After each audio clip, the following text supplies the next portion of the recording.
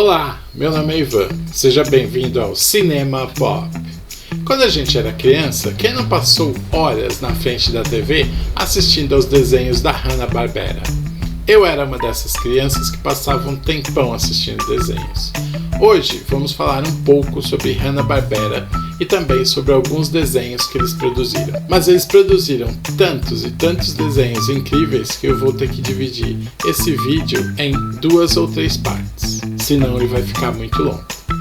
Se você tiver alguma sugestão de desenhos que não apareceram nesse primeiro vídeo, mas quer que a gente comente sobre eles no próximo, deixe a sugestão na seção de comentários. E lembre-se de se inscrever no canal, que isso ajuda muito a gente a ter os nossos vídeos mostrados para mais pessoas. Vamos começar acabando com uma ideia errada, que muitas pessoas acham que o estúdio Hanna-Barbera pertenciam a 2 tias chamadas Hanna e outra Barbera. O estúdio foi criado por 2 caras chamados William Hanna e Joseph Barbera. O estúdio deles foi fundado em 1957, após a saída de ambos do setor de animação da MGM, Metro-Goldwyn-Mayer, que fechou o setor de animação. Juntos, eles criaram Tom e Jerry para a MGM e pensaram que poderiam criar alguns desenhos com personagens próprios e vender para salas de cinemas como curta-metragens e para a TV, que tinha acabado de se tornar popular nos Estados Unidos. Em 1955, 2 anos deles fundarem a Hanna-Barbera, metade das famílias dos Estados Unidos já tinham uma TV em casa. Ambos, além de estarem na MGM há 20 anos, tinham também como experiência a criação de comerciais animados para a TV. A Hanna-Barbera começou as suas atividades em 7 de julho de 1957. O primeiro desenho animado que foi para a TV foi Jambo e Ruivão, transmitido em dezembro daquele ano. Devagar, a empresa ganhou espaço e em 59 eles já eram líderes da produção de animações para a TV.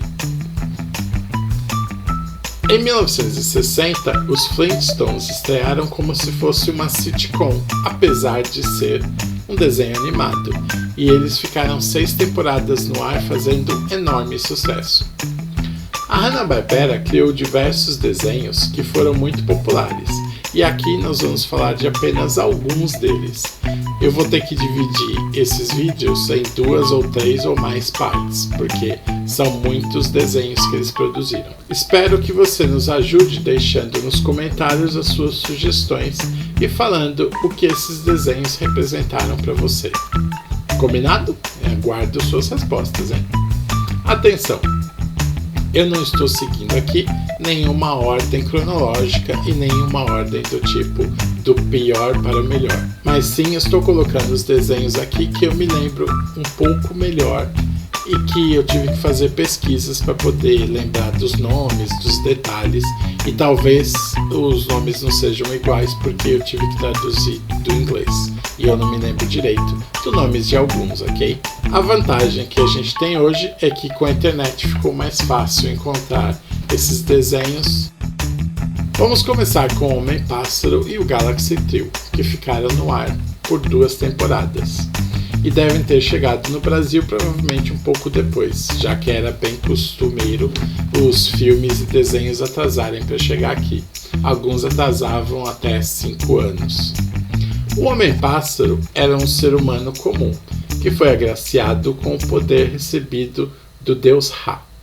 Seu nome, antes de ser transformado, era Raymond Randall, e alguns dos seus poderes que ganhou, obviamente, foram as suas asas, as rajadas de energia que saíam dos seus pulsos e o escudo que o protegia. Ele foi então recrutado pelo INS, uma agência americana, e ele ganhou uma águia chamada de Vingador, que era seu ajudante. A energia que vinha do Sol carregava as suas baterias internas e o ajudava a ter mais força. E se você se lembra do desenho, provavelmente se lembra que sempre que ele saía para enfrentar seus adversários, ele gritava: Homem-Pássaro!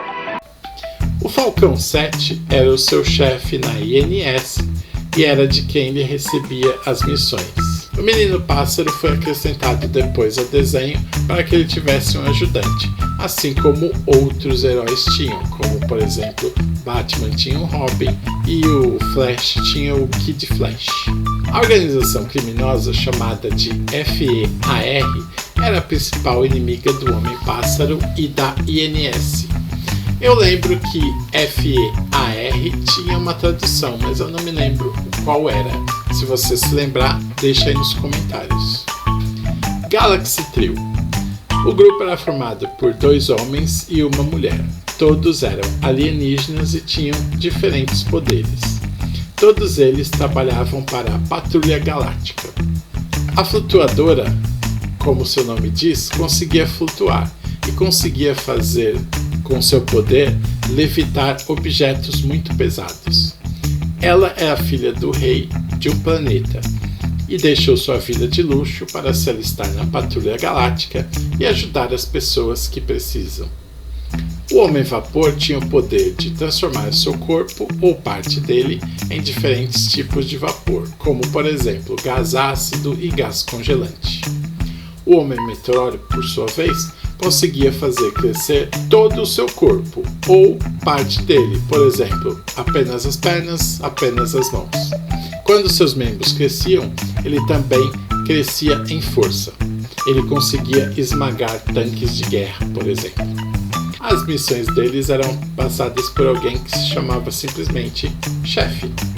Os adversários eram variados ao longo de cada episódio, mas Lothar e Computron eram 2 que apareciam em diversos episódios. Dompshot. Dompshot foi criado em 1958. Dompshot fazia parceria com Zacomeia Catatal ou com Plic Ploc e Chuvisco. Dompshot era um cachorro azul que tinha um sotaque caipira, uma personalidade muito calma, doce e bem intencionado.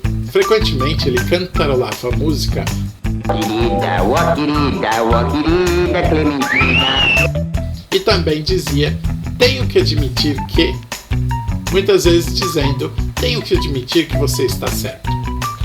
Dompshot apareceu também em outras séries como A Turma do Zé Colmeia e Corrida Espacial.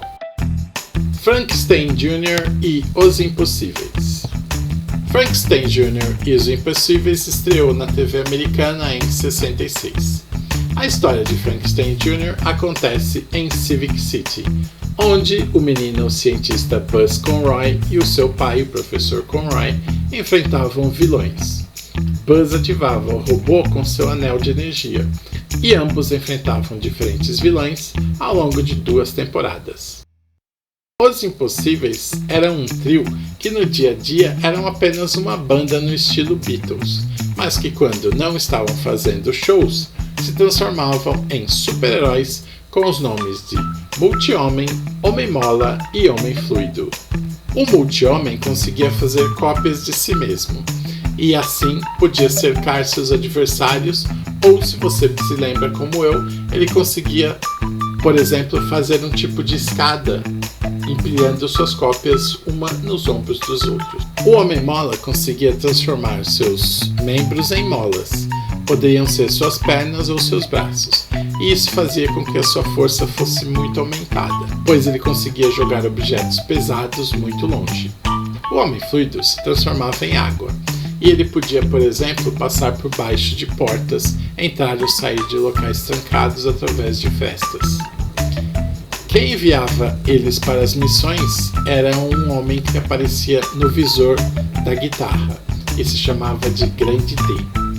Uma curiosidade sobre o desenho é que o nome do grupo, ao invés de Os Impossíveis, deveria ter sido Os Incríveis, que foi um grupo musical que existia no Brasil nos anos 70 e também foi um filme da Disney Pixar em 2004. Do espaço vivem os herculoides. A Hanna-Barbera produziu 18 episódios que sempre se repetiam, como todos os outros desenhos animados da época. Se você se lembra, assim como eu, e você ficava em casa assistindo desenhos, provavelmente deve ter assistido o mesmo episódio umas 50 vezes. Em 1981, 11 novos episódios dessa série foram produzidos. Os integrantes do grupo são os Bárbaros Espaciais, se é que isso faz algum sentido, Xandor, Tara e Dorno. Xandor é o líder do grupo. Ele tinha um cabelo no estilo He-Man e um escudo que tinha o mesmo poder do escudo do Capitão América, que ele jogava, o escudo batia e voltava para ele. Tara era sua esposa. Os animais que são parte do grupo e ao mesmo tempo parecem ser os animais de estimação da família eram Zoc, um dragão voador com olhos e cauda que emitiam raios, Tundro, o rinoceronte, que age como se fosse um tanque de guerra lançando pedras explosivas, Igo, que era um tipo de gorila de pedra enorme e muito forte e parecia estar sempre nervoso, Gloop e Glip pareciam massas que podiam mudar de forma conforme necessidade. Eles resistiam a tiros de energia, raios e até explosões. Vários vilões tentavam invadir o planeta onde eles viviam, ou sequestrar os animais, ou mesmo sequestrar a família. E eles tinham que sempre se defender de robôs, cientistas loucos ou mutantes. Curiosidade número 1. Os Herculords apareceram em um episódio do Space Ghost. Curiosidade número 2. Os Herculords apareceram na revista Novos Mutantes da Marvel, no número 50, quando o professor Xavier está procurando Magik em um planeta na galáxia de Shi'ar. Hong Kong Fu. O desenho estreou em setembro de 74. O personagem principal é o Penry, que trabalha na delegacia como faxineiro e se transforma no atrapalhado Hong Kong Fu, combatente do crime. É ajudado pelo gato Spot, recebe ordens do sargento Flint e da atendente Rosemary. O carro do Hong Kong Fu é a coisa mais incrível do desenho, já que ele se transformava, além de carro, em barco, avião ou cabine telefônica, dependendo da necessidade. Hong Kong Fu fez um curso de artes marciais por correspondência, o que pode explicar porque ele é tão atrapalhado e sem experiência de combate. Ele sempre consultava o livro antes de dar o golpe final, que o ajudaria a resolver algum problema. Para ele se trocar, talvez você se lembre que ele entrava em um arquivo de aço pela gaveta de baixo e saía pela gaveta de cima já trocado, com a ajuda do gato que precisava bater no lado do arquivo porque a gaveta estava sempre emperrada. Joca e Ding Ling. Joca era um malandro, sempre tentando ganhar alguma coisa, sempre acompanhado de seu ajudante e filho Ding Ling. O desenho foi criado para ocupar o espaço vago, pois Zé Colmeia tinha ganhado um horário próprio. Joca e seu filho, o pequeno Ding Ling, estavam sempre tentando se dar bem para conseguir comida ou algum lugar para dormir de graça, ou alguma coisa desse tipo. Normalmente o plano não dava certo e eles acabavam sem nada, mas às vezes o Ding Ling conseguia alguma coisa enquanto seu pai era perseguido. Joca era cheio de lábia e bem malandro, e essas características depois foram passadas para um outro personagem em um cenário urbano diferente. Esse personagem era o Manda-Chuva. Se você reparar, ambos usavam chapéu, ambos eram muito espertos e tinham muita lábia, e estavam sempre tentando ganhar alguma coisa. O desenho do Joca e do Ding Ling teve 28 episódios. E aí, o que você achou? Você lembrou desses desenhos? Qual era o seu preferido desses? E qual era o seu preferido dos outros desenhos da Hanna-Barbera? Deixa aí nos comentários. E é isso aí, pessoal. Por enquanto a gente vai ficando por aqui. Muito obrigado, valeu pela sua companhia. A gente se vê no próximo vídeo. Tchau, tchau.